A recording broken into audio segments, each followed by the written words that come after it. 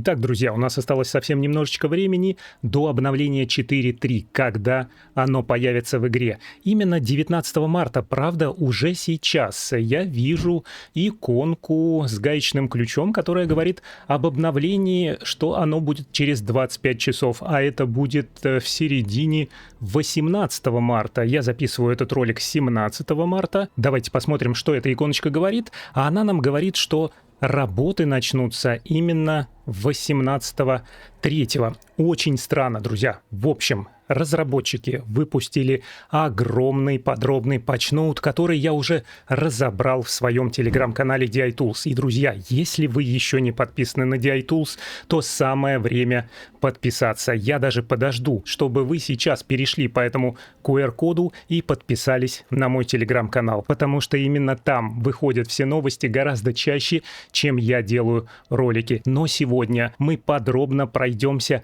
по всем самым важным изменениям в игре, которые у нас появятся уже буквально послезавтра. Поэтому, друзья, устраивайтесь поудобней и всем приятного просмотра.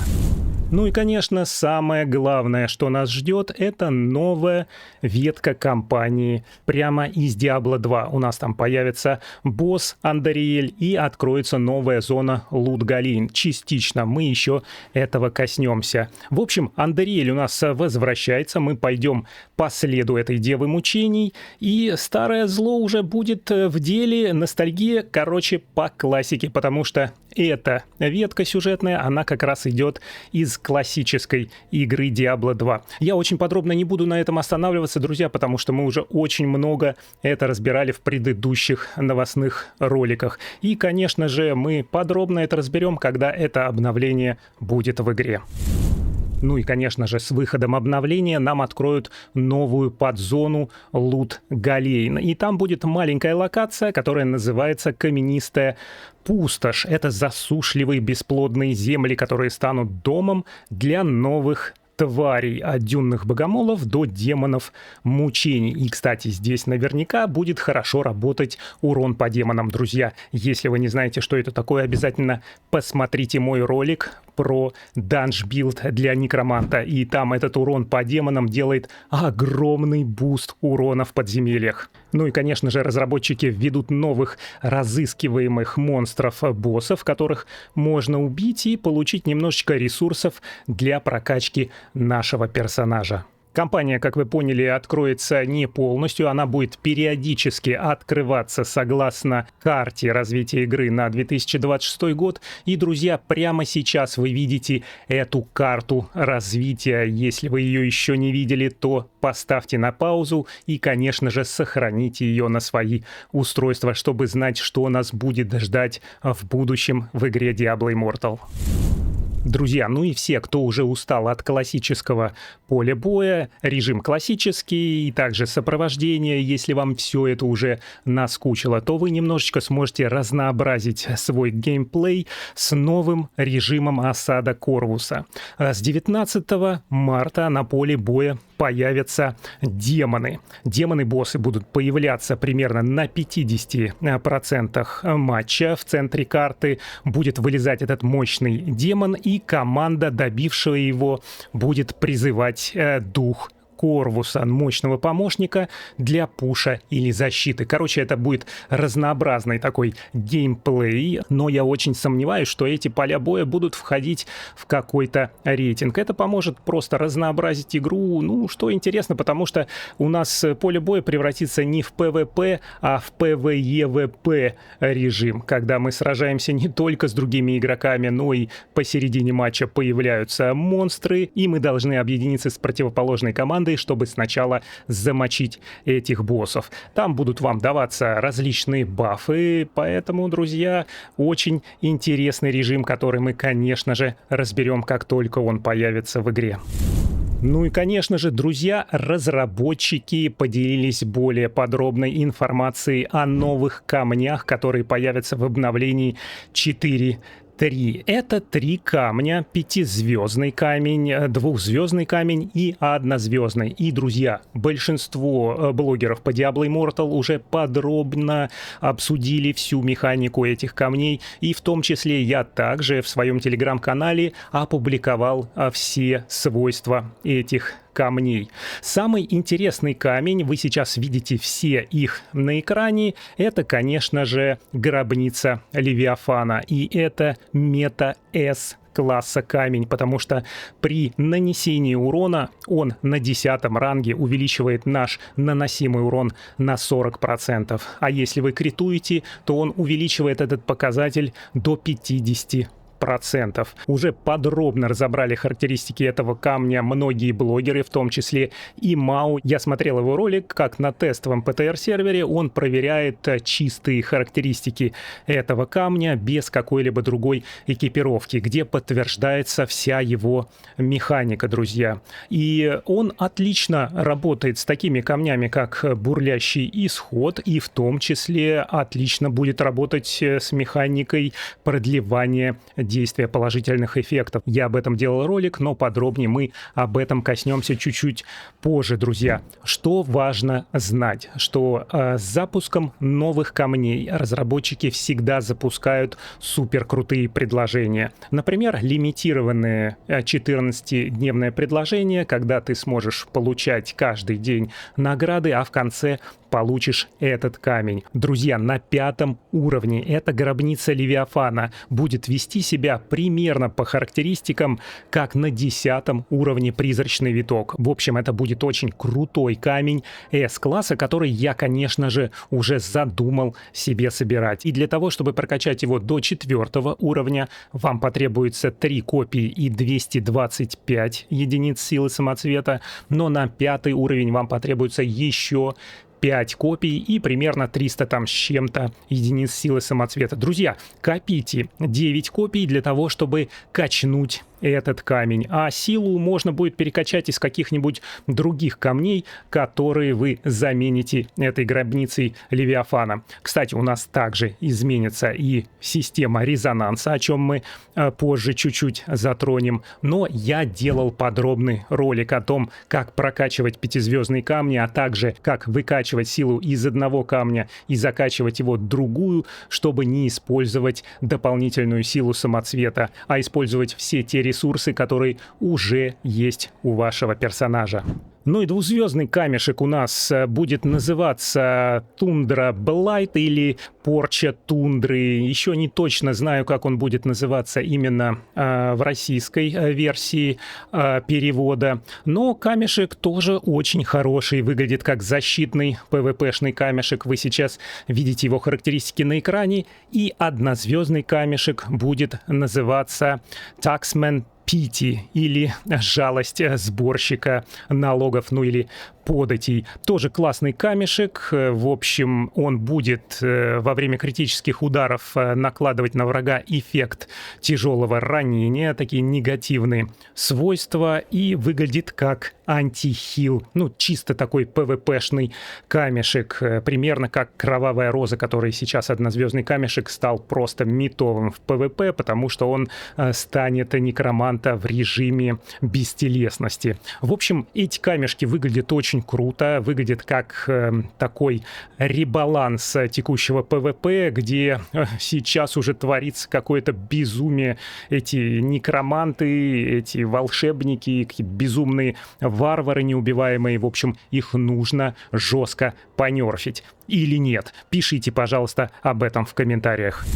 Ну и, друзья, с 19 марта у нас начнется регистрация на новый PvP-турнир «Испытание равных». Что это такое? Это такой турнир 8 на 8, где характеристики игроков будут максимально уравнены, чтобы на первый план вышли ваши игровые скиллы. В общем, регистрация у нас стартует с 19 марта, а сам турнир пройдет с 23 по 27 марта. И что там будет изменено, какие будут уравняловки в характеристиках. В общем, резонанс, обычные камни, руны и бафы будут полностью отключены. А также будут отключены бонусы от наследия Харадримов, а все камни станут 10 ранга, а 5-звездные будут по силе приравнены к 2-звездным. Короче, нашу силу будут определять только легендарные свойства шмоток и бонусы сетов. Их разработчики оставят активными. В общем, друзья, это идеальный шанс для пряморуких FTP игроков, ну или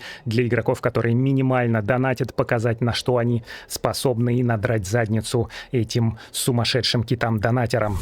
Ну и разработчики упоминают о новой функции, которая появится в игре, где билды топовых PvP игроков можно будет быстренько примерить на себя, даже если у тебя не хватает сущности. Но поправьте меня, если я не прав, потому что эта функция вроде бы, если мы сейчас зайдем в схватку миров, зайдем обзор схватки миров, зайдем в роли, мы здесь сможем уже смотреть билды персонажей, которые у нас в схватке миров лидеры. И здесь, если мы нажмем «Опробовать», о боже, мы даже куда-то перемещаемся. И все, у меня изменился билд. Ну, я вижу, что это мой стандартный PvP билд. Очень, кстати, неплохо. Правда, не понимаю, как это работает на даме стенде. Это нужно, конечно, заходить на тестовую именно PvP-площадку, создавать себе вражеского идола и смотреть, как она работает там. Но интересно, потому что здесь это все работает на призванных магов существ. В общем, друзья, имейте в виду, что очень интересная функция, и обязательно сохраните свой билд перед тем, как вы будете это делать, потому что не уверен, что... ничего не работает. Смотрите, мы вошли просто в подзону, потому что у нас здесь есть иконка выхода. В общем, друзья, таким образом мы и сможем протестировать билды элитных убийц. Этот функционал видите сейчас уже в игре. Ну и, друзья, очень классное изменение от разработчиков. С 19 марта по 13 мая мы сможем менять цвет слотов в кольцах, которые у нас будут дропаться. Этот ивент у нас, судя по всему, появится где-нибудь в разделе событий, но смысл будет в чем, друзья? Когда к нам будут падать кольца в подземельях, то все эти кольца в период с 19 по 13 мая, если у них в колечке будет какой-нибудь ненужный красный слот, но статы 3 на 3, друзья, вы сможете этот слот поменять на любой цвет. Ну и, конечно же, можно менять на синий, чтобы прокачивать свое пробитие, или на желтый для того, чтобы прокачивать свою мощь. Я считаю, что это просто чумовое событие, примерно как благословенный охотник, которое не совсем понятно, как работает. Но, кстати, разработчики там тоже кое-что подкрутили, и мы подробнее коснемся этого позже. Событие очень классное, и я приветствую все такие бафы для игроков, которые уже давно играют, и у меня очень часто выпадали колечки, классные колечки, но с красным статом, друзья. И если ты его ставишь, ты вроде как чуть-чуть повышаешь свои характеристики, но очень многое теряешь на то, что там будет красный самоцвет.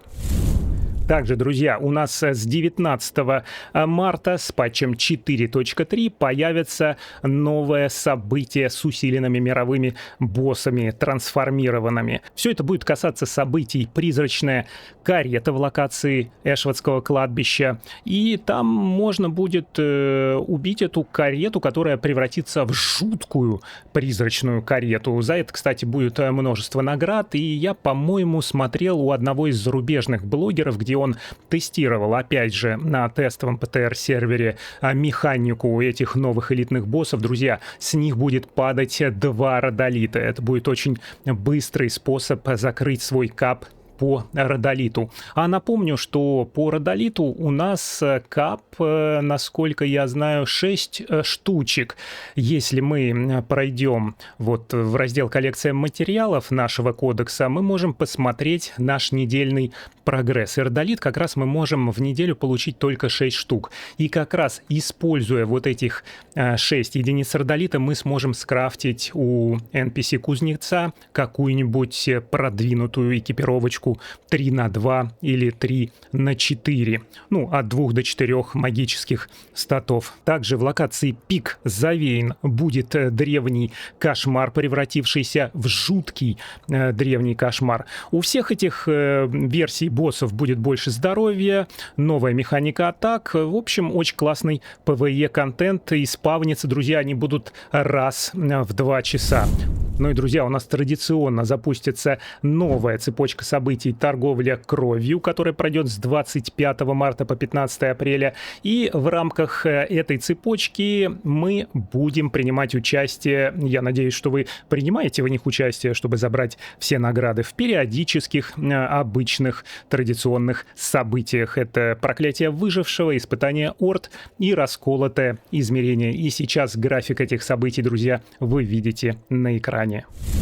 Ну и, друзья, куда же без этого? Разработчики опять нас всех подразнили кастомизацией крыльев, но в конце мелким текстом добавили, что функцию они пока еще не завезут для европейских серверов, поэтому ожидать, что эти крылышки кастомизированные появятся у нас в игре, у европейских игроков, я думаю, не стоит. Короче, если у вас есть 1000 баксов, то есть резонанса, то готовьтесь, друзья, заранее. Эти крылья, наконец-то, когда-нибудь можно будет наролить. И суть механики мы на самом деле уже разбирали. Вы подходите просто в Весмарше к Яйре и будете там ролить эти крылышки за 160 сфер, каждая прокрутка. Каждая прокрутка, она будет менять определенные характеристики, цвет, материал, форму и спецэффекты. И чем больше ты крутишь, тем больше вариантов у тебя будет, которые, кстати, можно будет еще и сохранять.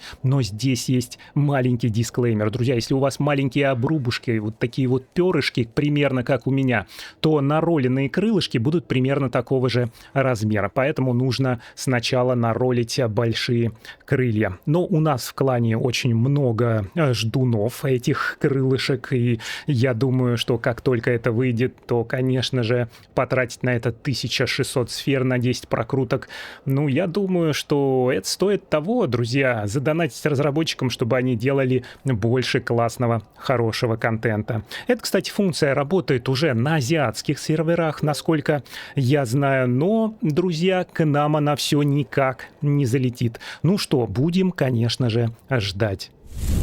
Ну и, друзья, с обновлением 4.3 разработчики подкрутят немножечко баланс. У нас как раз закончилась схватка миров, а они обещали ничего не трогать во время битвы. Но вот с обновлением чуть-чуть изменят. И изменения коснутся у нас мага, а также монаха, некроманта. Кстати, достаточно сильно понерфят его в режиме бестелесности, что мне, друзья, не очень нравится, потому что я как раз играю за некроманта. Кровавого рыцаря чуть-чуть изменят, а также понерфят слегка варвара. Друзья, вы видите все это на экране, я не переводил это на русский язык, чтобы вы понимали, какие там сущности работают, потому что перевод на русский язык может неправильно сделать перевод. Поэтому, друзья, скриньте, но все это уже опубликовано в патчноуте английском на сайте Blizzard. И еще, друзья, разработчики в обновлении 4.3 изменят механику захвата проклятых башен. Теперь будет доступен полноценный PvE-режим для кланов, которые не хотят сражаться за башни в PvP. В общем, если коротко, то теперь башни можно будет брать через очищение. Просто кто больше собрал осколков, тот и выиграл. А лидеры кланов получат на руки некий карточки для подлянок врагам. Будет два пути к захвату башни. Не обязательно будет теперь драться с другими кланами, чтобы захватить башню. Можно будет выбрать форматы, стандартный PvP. Это когда ты 10 на 10 сражаешься и выносишь другой клан и забираешь башню. И формат PvE — очищение, что чисто PvE-шные кланы, которые не любят играть PvP, они смогут использовать это для того, чтобы получить легендарную башню, где есть повышенная вероятность получить глиф. Друзья, я не помню, есть ли у нас сейчас легендарные башни. Посмотреть это можно в режиме клан, проклятые башни, карта боев. И, у нас тут начался новый сезон. У нас ничего, друзья, нет пока что еще. Но вот этот режим как раз с обновлением, он изменится, и можно будет PvE-шить между кланами. Тут интересно, что все эти клановые карточки — это новая стратегическая механика захвата башен. Глава клана может использовать специальные карточки с бонусами для своих или дебафами для врагов. Где брать эти карточки? Всего на раунд можно будет получить 7 карточек. Одну карточку лидера выбирает сам при регистрации, и до 6 карточек фармятся кланом за участие в любых активностях внутри башен, пока вы ее очищаете. Лидер или назначенные офицеры во время фазы противостояния могут использовать эти карточки и накладывать различные эффекты. И у карточек будет следующие эффекты. Положительные, они используются только на свой клан и будут давать определенные бафы, и отрицательные, которые будут вешаться на вражеские кланы, и из тех, которые, конечно, висят в таблице сражения за башню. Тут нужно иметь в виду, что таблица будет обновляться с задержкой 120 секунд, так что нужно четко подгадать, не сместился ли враг, если ты на него насылаешь какой-то дебаф. Очень интересная тема, друзья. Я не совсем разбираюсь хорошо в механике этой башни, потому что, друзья, у нас в клане есть отвечающие за это офицеры. Это целая работа, друзья. Они выбирают башни. Единственное, чем я занимаюсь, это когда мы собираемся группой и фармим конкретную башню. У нас есть очень секретная механика, которую, друзья, я не могу рассказать на ролик, но я надеюсь, что мне удастся убедить сокланцев, чтобы поделиться какими-то базовыми вещами. И мы набираем там по 5, по 6 тысяч осколков, а иногда даже и больше, друзья. Это секретная механика под большим секретом. Но, тем не менее, друзья, изменения, мне кажется, очень интересными. Они добавят определенного интерактива дополнительного. В общем, будем смотреть, как это будет работать в обновлении 4.3. Ну и, друзья, давайте разберемся теперь с самым главным, что у нас изменится в функционале игры, что станет удобнее и что станет лучше. И разработчики выкатили огромный список изменения функций. Вы сейчас видите их на экране, мы сейчас пройдемся по ним подробно. Во-первых, вся зеленка, независимо от качества, теперь всегда будет выпадать с максимальным количеством слотов под камни. Друзья, это очень круто, особенно для новичков, для того, чтобы прокачивать своего персонажа. Напомню, что я делал отдельный ролик по тому, как работают характеристики в Diablo Immortal. Обязательно его посмотрите, если еще не смотрели. И для новичков это будет очень полезно. Почему? Потому что вот эти вот камешки, чем больше у тебя слотов, тем больше у тебя базового бонуса к характеристике определенного предмета. В общем, чем больше слотов, тем больше у тебя характеристики, потому что ты туда вставляешь камень, и он дает тебе определенный бонус, даже если это камень не тот, который тебе нужен. И у меня, вы видите сейчас в моем билде максимальное, конечно же, количество слотов, потому что я подсобрал себе, так сказать, билд, но тем не менее, часто, когда ты начинающий игрок, то тебе выпадает, например, амулет с 2 слотами, там пояс с 2 слотами, или браслеты с 2 слотами, друзья. И вставлять их, конечно, не очень хочется, особенно если ты круто играешь, и если на них еще крутые характеристики. Но обычно на таких не крутые характеристики. В общем, теперь у нас дропаться будут только зеленка с максимальным количеством слотов, что очень круто. Что у нас, друзья, следующее? Это хорошо для новичков. Теперь они сразу же смогут качнуть первого пета до максимального уровня, а также появится небольшая обучалка. На самом деле я не очень помню, как работает эта механика у Низзы. Когда ты только начинаешь играть, тебе нужно иметь уже необходимое количество эссенций душ для того, чтобы прокачать своего пета, которого тебе дадут бесплатно, либо тебе уже давали его прокачанного до максимального уровня. Ну, там нужно 32 всего эссенции. Эти эссенции фармятся с элитных мобов. В принципе, когда ты уже давно играешь, это никаких проблем не вызывает, но теперь эту механику еще упростят, что, наверное, конечно же, очень здорово. Что у нас еще изменится? Добавят дополнительное окошко подтверждения при использовании автозаполнения для улучшения легендарных камней. Друзья, это очень классная функция, потому что когда мы подходим к нашему подмастерью ювелира и нажимаем «Обработка самоцветов», например, мы хотим прокачать окровавленный нефрит. Нажимаем улучшить, и здесь у нас есть возможность вставить сюда самоцветики. А у меня, кстати, нет автоподбор, да, но где-то должна быть вот эта кнопочка автоподбора. Может быть, это как раз и на двухзвездном камешке хватка боли до 10 уровня у меня уже все прокачано, блин. В общем, друзья, когда у вас есть автоподбор, и нужно всегда смотреть, какой же там камень автоподбор выбрал. Он мог выбрать, например, камень пятизвездный, который вы не заблочили.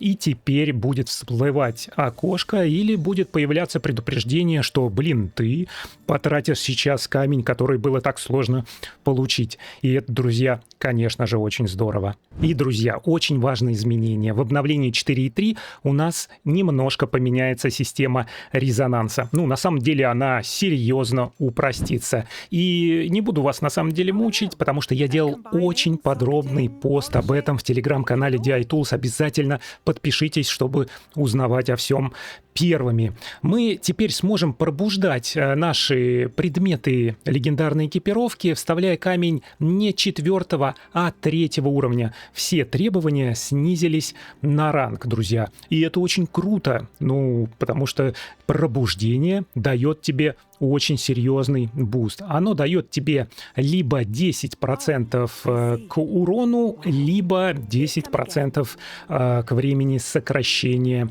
этого умения. И пробудить экипировочку нужно, конечно же, в первую очередь, друзья.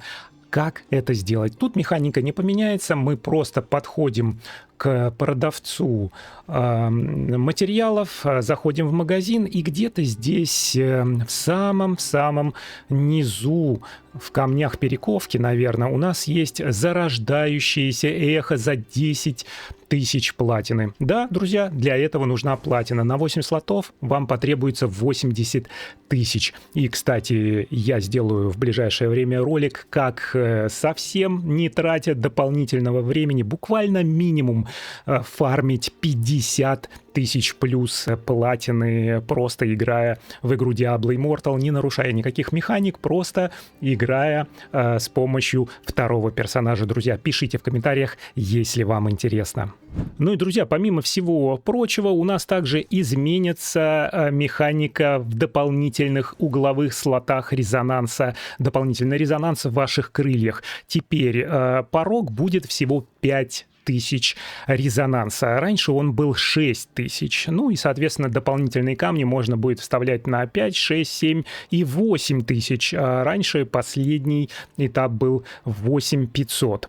Это все очень безумно круто, на самом деле, но учитывая мой резонанс и уровень донатерства, да, мой где-то резонанс где-то 3200, 3300 там в максимальной комплектации, я, конечно, оптимизировал его по билдам, но потому что что я считаю, друзья, что резонанс — это не самое важное, когда ты разбираешься в механиках и собираешь очень синергетически хороший билд, используешь правильные перековки, друзья. Кстати, о перековках я делал отдельный ролик, обязательно его посмотрите, потому что там объясняется, какие из перековок самые профитные. Это то, что мы можем наролить на наших легендарочках вот здесь вот в перековочках у NPC-кузнеца.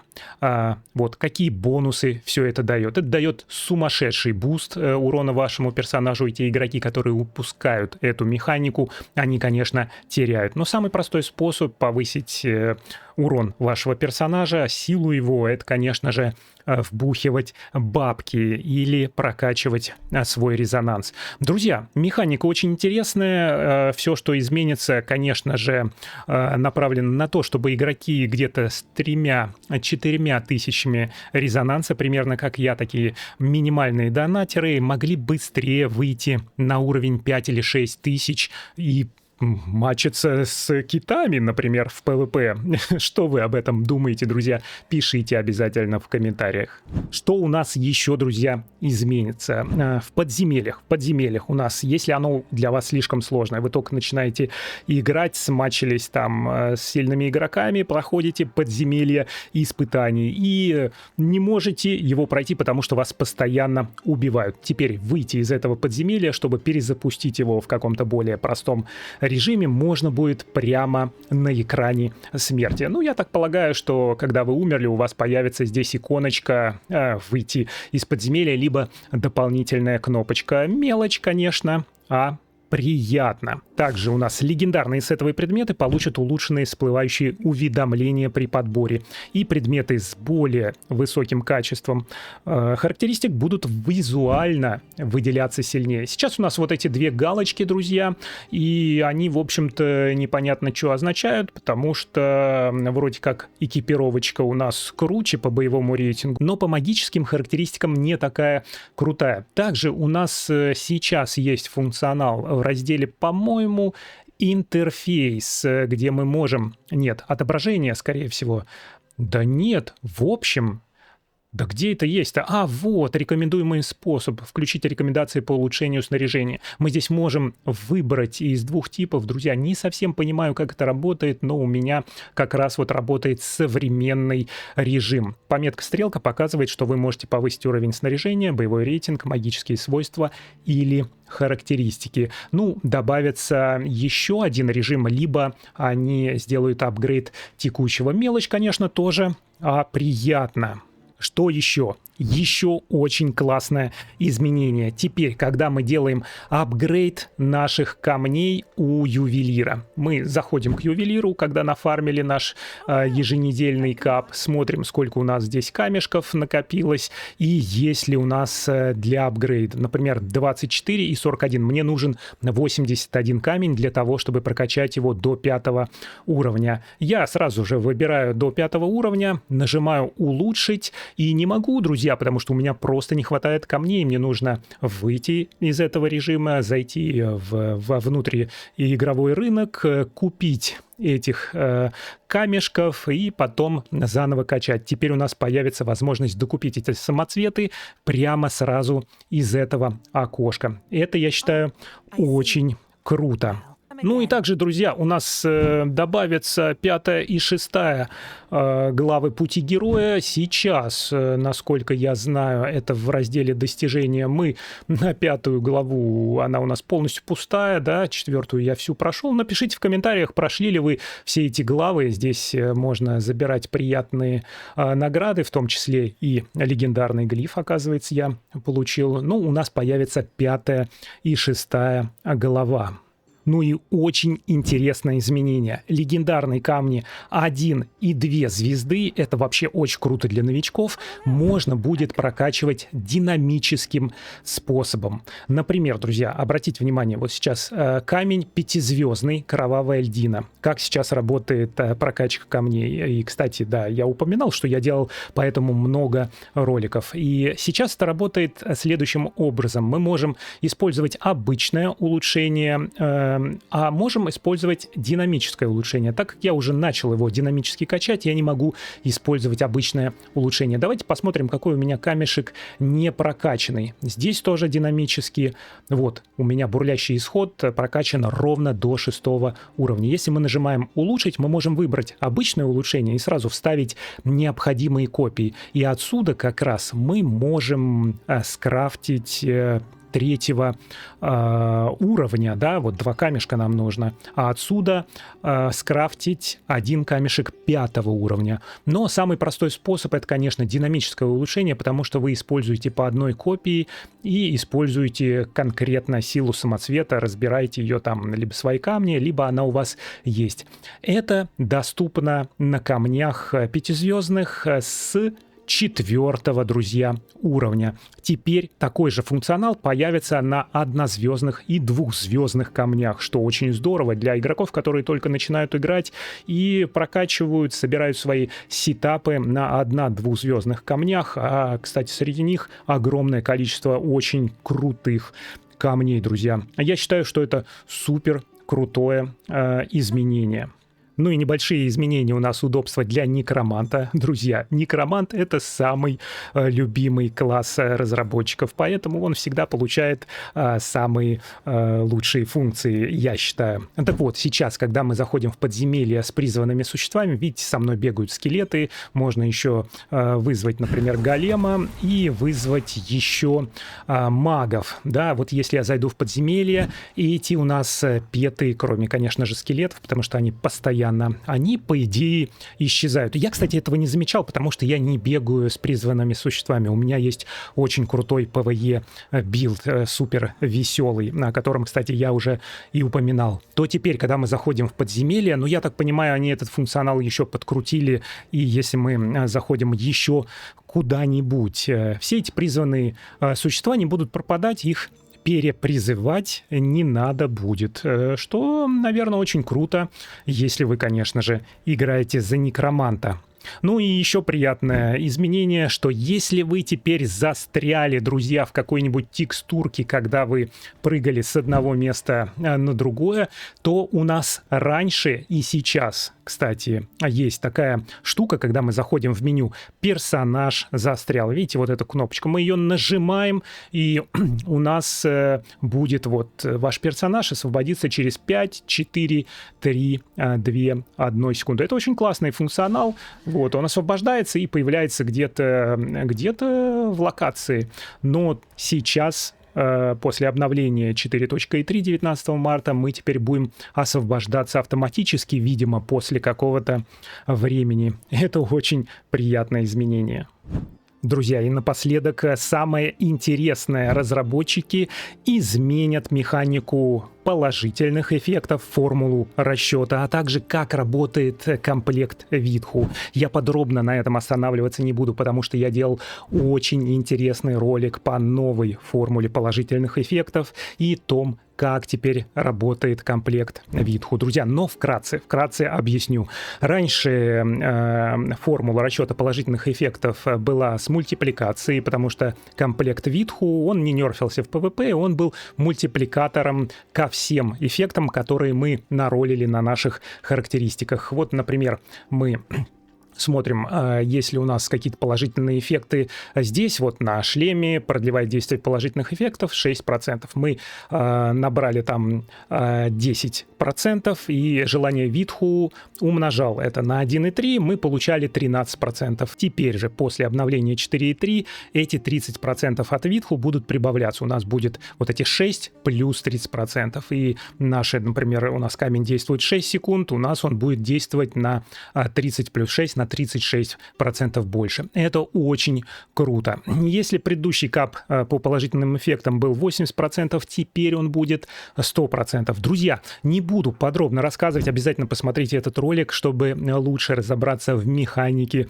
положительных эффектов. Ну а что касается Витху, то раньше этот комплект действовал и на участников группы, друзья, а теперь он будет действовать только на вас, только на вашего персонажа, что тоже здорово, наверное, или не здорово. Но на самом деле вся эта механика разработчиков изменена для того, чтобы подготовить будущий задел для будущих камней, которые используют положительные эффекты для продлевания своего эффекта, своего бафа.